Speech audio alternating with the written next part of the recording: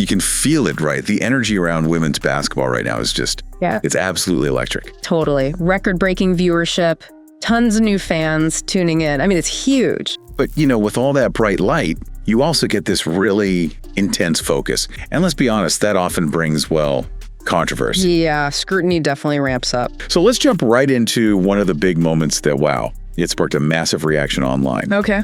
This happened during a game, involved Brittney Griner and Caitlin Clark. And the whole thing people are talking about centers around an alleged foul that got called. Right. I think I know the one you mean. Yeah, so as Griner was leaving the court, the cameras were apparently right on her. And this is where the online discussion just exploded. She was allegedly seen, and some claim heard, mouthing something as she walked off. And Brittney Griner has not commented, which I find significant.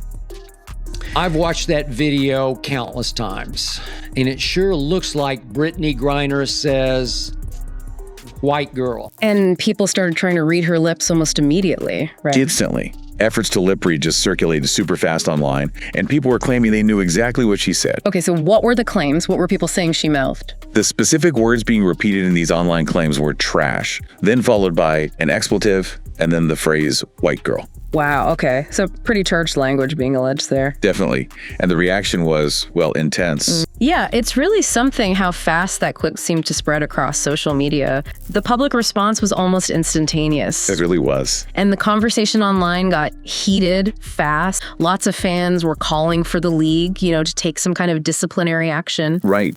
And there was this comparison that kept popping up. The comparison was huge, yeah. People kept asking, how would the league react if the roles were reversed? If a white player allegedly said something similar, but referencing a black player? Exactly. That hypothetical seemed to really fuel a lot of the initial outrage you saw online. And connecting this to the bigger picture, what many people online started highlighting was this perceived lack of any official statement or disciplinary action from the league about this specific alleged incident. Right. The apparent silence. Yeah, there's this strong feeling in the online conversation that the silence itself is notable, significant even. And many were pointing to a contrast, saying, look how the league reportedly handled other situations, maybe even vaguer allegations against fans in the past, how those were apparently investigated. Okay, so they see a difference in treatment. Exactly. This perceived difference is being framed by some as the core of what they're calling a selective outrage argument. The idea that the league's response kind of depends on who's involved. Interesting. Okay, now let's kind of zoom out a bit and look at another major part of this online discussion, which is really centered around Caitlin Clark's experience. Yeah, she's obviously central to a lot of this. The narrative around her is, she's this undeniable major star, right? Yeah. Everyone sees her as a needle mover, bringing just incredible amounts of new attention to the league, huge numbers. No question about that. The Caitlin Clark effect is real. But alongside that stardom, the online talk also focuses really heavily on the physical treatment she's allegedly getting on the court. Right, the physicality she faces. There are just widespread claims, and people are sharing clips, visual examples, suggesting she's been a target of hostility pretty much since she joined the league. She has been abused repeatedly. We have shown you videos, just getting elbowed, getting crushed, inbound passes where they ram into her, just absolutely abused, and there clearly is a racial element to it. What kind of examples are people pointing to? Specific types of physical plays get highlighted a lot in these discussions. You see to talk about her being elbowed, shoved, kind of knocked around, even apparently getting crushed by inbound passes sometimes. Wow. And the assertion being made by many online is that this pattern of aggressive physical play happens even though her own style isn't seen as dirty. They argue it's happening because she's so dominant, draws so much attention, and puts defenses under pressure. So the argument is she's being targeted for her success. That's the narrative being pushed by many online, yeah. And this situation, it brings up another important point people are discussing. It's about the narrative around how Clark is sort of expected to respond to this alleged treatment. How so? Well, the claim circulating is that she's somehow supposed to just, quietly accept all this physicality, just take the high road, even while facing these constant physical challenges. Like she shouldn't complain or react. Pretty much. And this expectation is often contrasted, again, in the online conversation, with the perception that maybe other players face fewer or less significant consequences for aggressive plays directed specifically at her. Okay. An example that comes up a lot is, remember that other player reposting a meme? It portrayed Clark as running from the fade, basically implying saying she was avoiding physical confrontation. Right. I remember seeing that mentioned. Yeah, and many saw that as kind of contributing to this dynamic where Clark is expected to just endure it all without reacting too strongly, while others seem to get a pass for being aggressive towards her. Okay, that adds another layer. Yeah. Now, shifting gears slightly, but staying with these really intense online conversations, let's look at a separate, pretty significant area of speculation that seems to have resurfaced recently. All right. It involves renewed online discussion, theories really, circulating about Brittney Griner's biological identity. Okay. Yeah, that conversation has definitely been bubbling up again. So how did this particular wave of speculation reportedly resurface? What triggered it this time? That this person is not a female. Well, the specific event people are pointing to is an alleged topless Instagram story post by Griner. Okay. And the online reaction to this reported post focused really intensely on the appearance of her chest. Descriptions online highlighted that it appeared flat. And crucially, according to the discussion, it lacked the typical scarring people associate with top surgery.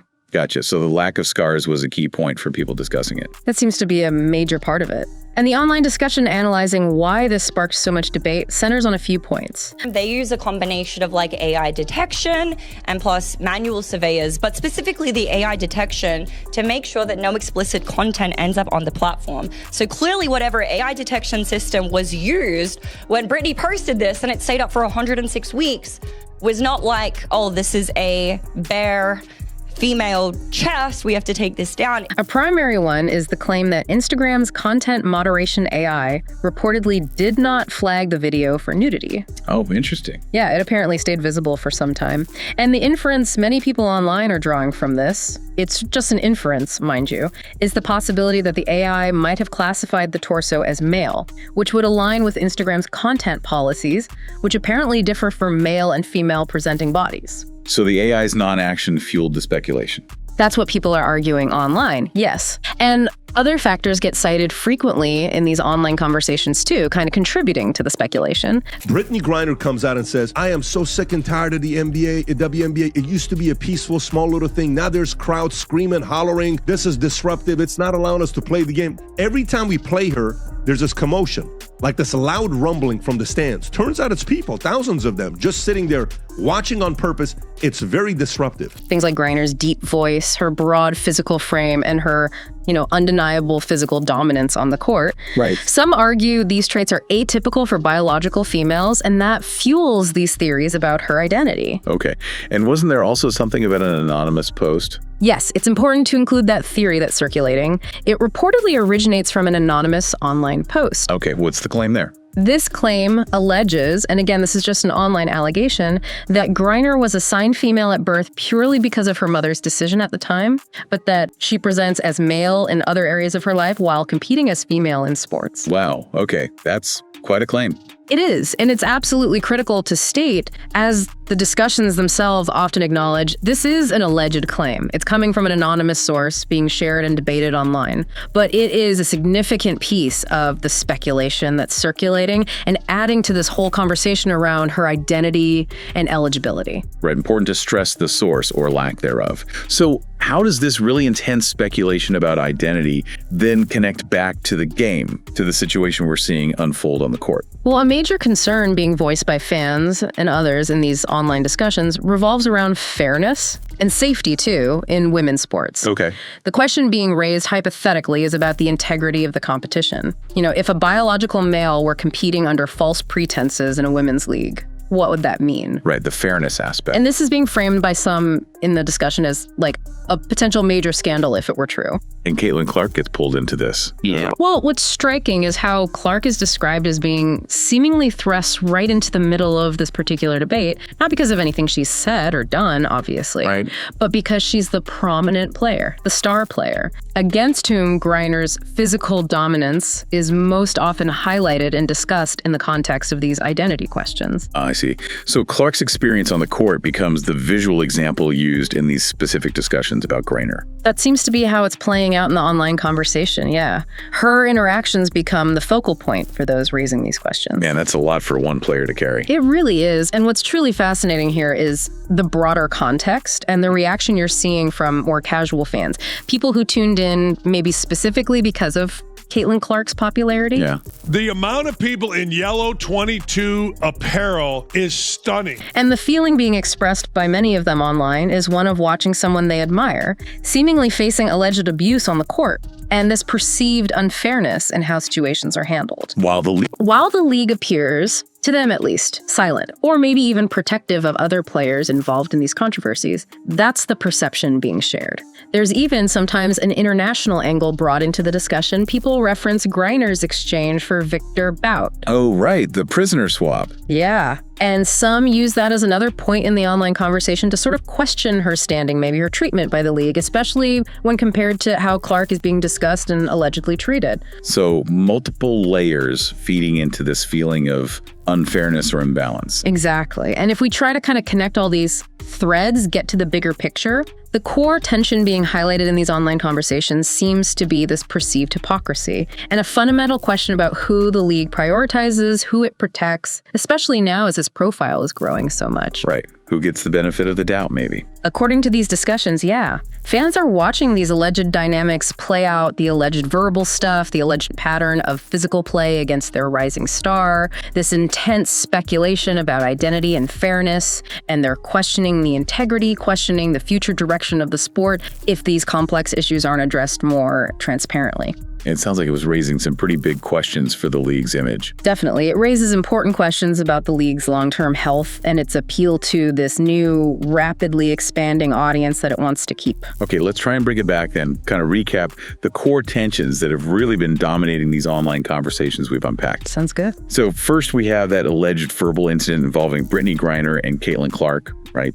And the big takeaway from the discussion around that is the perceived lack of significant official league comment or action, especially after the huge online reaction. That lack of official response is key to the online narrative. Then you've got this separate but equally intense conversation. It's about the renewed speculation surrounding Brittney Griner's biological identity and the questions it raises for some people about fairness, about safety in women's sports. Yeah, two really distinct but very loud conversations happening. And all of this is unfolding against this highly visible backdrop of Caitlin Clark's meteoric rise. And tied to that, the alleged pattern of physical hostility people claim she's facing on the court. Right. They're complex, they're definitely interrelated conversations, and they're happening super fast, right out in the public eye. It is a mad situation just all around when it comes to Caitlin Clark. So it leaves us with a lot to think about. It really does. This landscape presents a lot to consider, given these intense discussions and these alleged dynamics playing out, where, according to the online conversation, you have this rising star reportedly facing hostility, while controversies involving others seem, to some, to go unaddressed. Yeah. What does all this mean for the league? Especially as it navigates this massive newfound spotlight. How might these perceptions of fairness, of integrity, maybe of selective enforcement, how might that impact its growth, its image among all fans, new and old? And the players themselves too, right? Absolutely. Ultimately, what does it mean for the experiences of all the players involved as the sport keeps evolving at this incredible pace? It's definitely a rapidly changing environment with just so many layers to think about.